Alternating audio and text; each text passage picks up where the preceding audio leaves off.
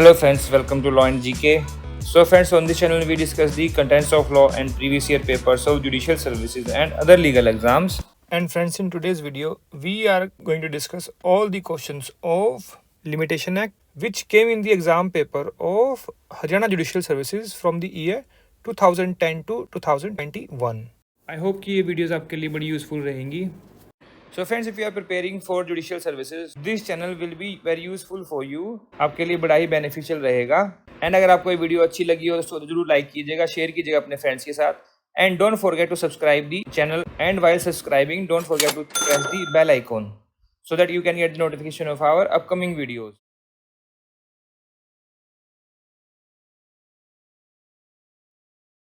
Section under 18.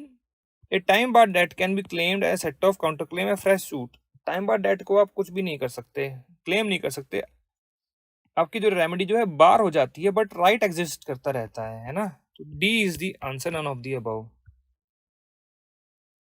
Section 19. Condonation of delay under Section 5 of Limitation Act can be claimed as a matter of right या फिर as a matter of discretion of court. Sufficient cause for delay have to be shown. अब देखिए यहाँ भी मैं कहूँगा कि ये जो है बी एंड सी है, और ये जो है सी तो है ही है, ये भी इसका एक्सप्लेनेशन हो सकती है. तो बोथ जो है होना चाहिए था इसमें. डिस्कशन तो है ही कोर्ट का, वो सफिशिएंट को शो कर दे.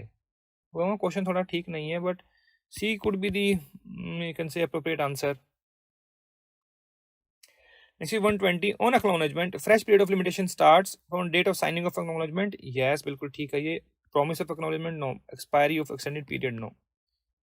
A is the answer. Section कौन सा एक्नॉलेजमेंट के लिए? Section 18 of limitation act.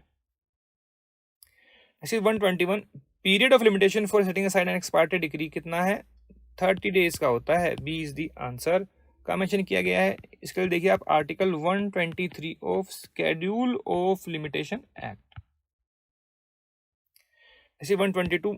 Period of limitation for suits relating to account is, देखिए पार्ट 1 में लिखा हुआ है किसके, शेड्यूल 1 के किसका? लिमिटेशन एक्ट का.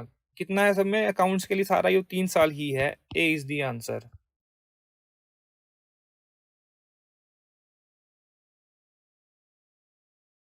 Next, 82. The period of limitation for a suit to claim compensation for false imprisonment is 1 year, 2 year, 3 year, 12 year. It is 1 year. A is the answer. कहाँ मेंशन किया गया है? In Article 73 of the Schedule of Limitation Act.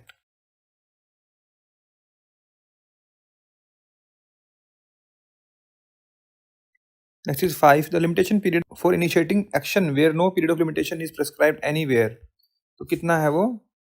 3 year from date on which right to apply accrues, या फिर 1 year any time no. और देखिए यहाँ पर मैं कहूँगा कि इन्होंने क्वेश्चन ये ठीक नहीं बनाया है. कैसे? इनिशिएट एक्शन तो लिख दिया, बट कैसा एक्शन? सूट है या फिर अपील या फिर अप्लीकेशन है? दोनों के लिए अलग अलग हैं. टाइम पीरियड तो एक ही है, बट जो प्रोविजन है ये है 113, ये है आर्टिकल 113 में, ये है 137 में इन शेड्यूल ऑफ लिमिटेशन एक्ट. थोड़ा इनको ये जो है ठीक से बनाना चाहिए. टाइम पीरियड तो सेम है, बट फिर भी बताना चाहिए मैं सूट का है एप्लीकेशन का. Next is 21. The period of limitation for a review of judgment कितना है? 30 डेज, 60, 90. रिव्यू के लिए टाइम पीरियड मिलता है कितना? 30 डेज का. ए इज द आंसर. कहाँ प्रोवाइड किया गया है? In article 124 of schedule of limitation act. This is 22. Where the price of the goods under the contract of sale is to be fixed by the valuation of a third party who fails to fix the valuation, but the goods are supplied to the buyer. Under Section 10 of Sale of Goods Act, the buyer is liable to pay reasonable price, a minimum या फिर not liable या फिर maximum retail. Reasonable price. A is the answer. Next is 23. The limitation period for filing a suit by a person dispossessed of immovable property is कितना है? Within 6 months from date of dispossession या फिर date of when which petitioner come to know. No, date of 12 months. 12 months when the petitioner comes to know. 6 months from date of dispossession. A is the answer. Section कौन सा है? Section है 6 in Specific Relief Act. Next 72. Section 6 of Limitation Act is available to plaintiff, defendant, respondent. For the plaintiff only, not for the respondents. A is the answer. Next 73. A stayed in a hotel of B for 1 week. He organized a party for his friend on 1/11/2014, the bill of which was amounted 40,000. He vacated his room on 5/11/2014 and settled all his bills except the bill of the party. B can sue A for the payment of rupees 40 within 1 year 3 year. Recovery of money का case है तो 3 years लगेगा. और कहाँ से लगेगा वो? जो पार्टी की डेट थी या फिर date of leaving the hotel. 3 years from date of the actual bill raised, है ना, जब पार्टी हुई थी उस डेट से. So C is the answer.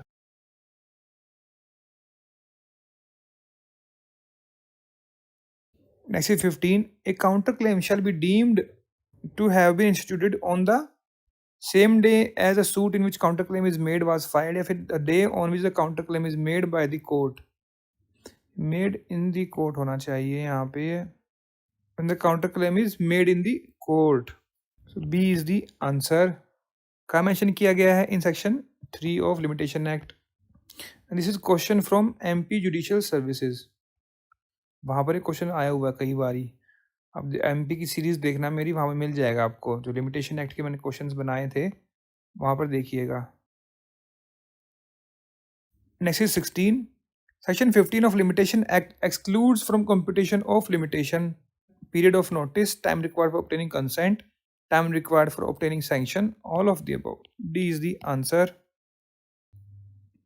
Next 56. What will be the limitation period for instituting a suit for which no specific period of limitation is provided under the Limitation Act.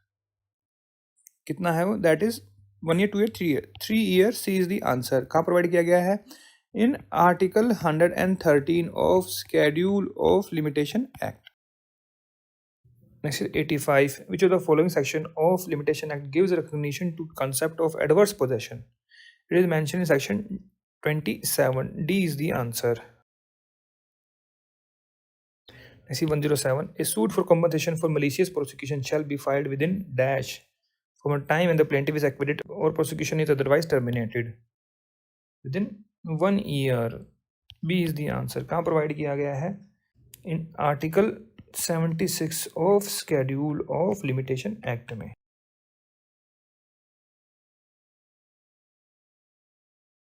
Next 48. Extended period of limitation for institution of a suit for specific performance of a contract cannot stretch beyond 1 year, 2 year, 3 year. 3 years. C is the answer. देखिए बात कर रहे हैं period limitation for institution of a suit, मतलब file कर रहे हैं आप. और ये कहाँ प्रोवाइड किया गया? देखिए देखने से तो लगेगा कि ये स्पेसिफिक रिलीफ एक्ट का क्वेश्चन है, but this is from limitation act.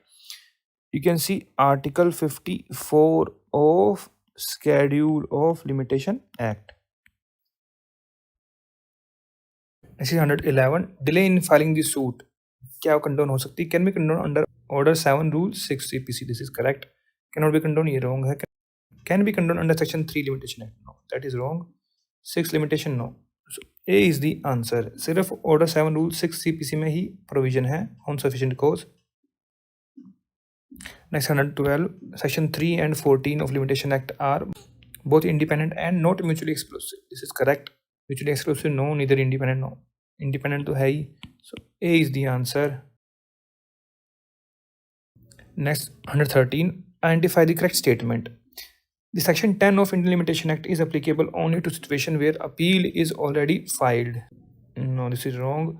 Section 5 of Indian Evidence Act is applicable only to the situation where the suit or appeal is already filed and pending for disposal. फिर है Section 5 is applicable only to the application where suit is to be filed. Section 5 is for appeal or application. ठीक है. अब देखिए यहाँ पर suit पे तो अप्लाई होता नहीं है, बट अगर सूट पेंडिंग है तो कोई एप्लीकेशन लगा रहे हैं उसमें डिले है तो उसके लिए कर सकते हैं. बिल्कुल करेक्ट है. अब लिखा अपील और रेडिफाइड. अब मतलब ये बात कर रहे हैं सिर्फ एप्लीकेशन की. अपील में कोई एप्लीकेशन लगानी है तो उसके लिए भी सेक्शन 5 जो है एप्लीकेबल हो जाएगा. इन तीनों में से है अप्रोप्रिएट बी रहेगा. B is the answer, but थोड़ा प्रॉपर बनाना चाहिए इसको क्वेश्चन को. Next 114. Limitation period prescribed in filing a suit by a mortgager to recover possession of immovable property mortgage कितना है? That is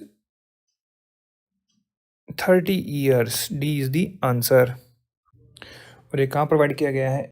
In Article 61 of Schedule of Limitation Act में.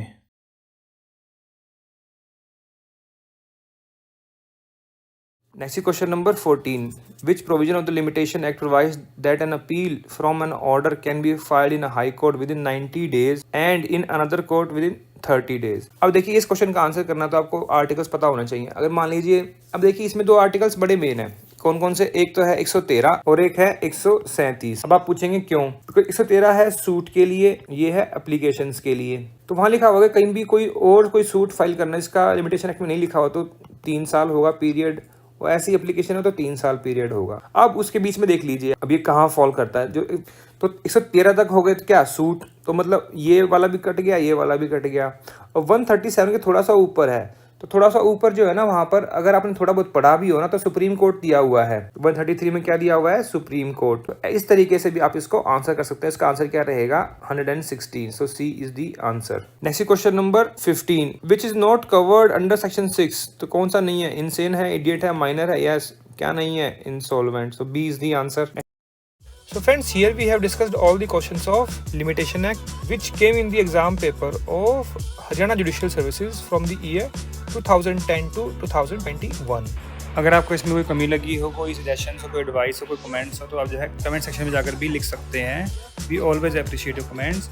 And अगर आपको ये वीडियो अच्छी लगी और एफर्ट्स हमारे अच्छे लगे हो तो उसको जरूर लाइक कीजिएगा, शेयर कीजिएगा अपने फ्रेंड्स के साथ, so that they can come to know about our channel and वो भी बेनिफिट ले सकें।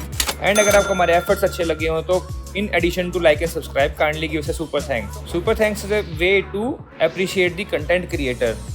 आप जो है जो भी कंटेंट बनाता है उसको अप्रिशिएट करने के लिए कोई भी अमाउंट जो है डोनेट कर सकते हैं। तो kindly give us a super thanks. So friends, thanks very much for watching this video. Thank you.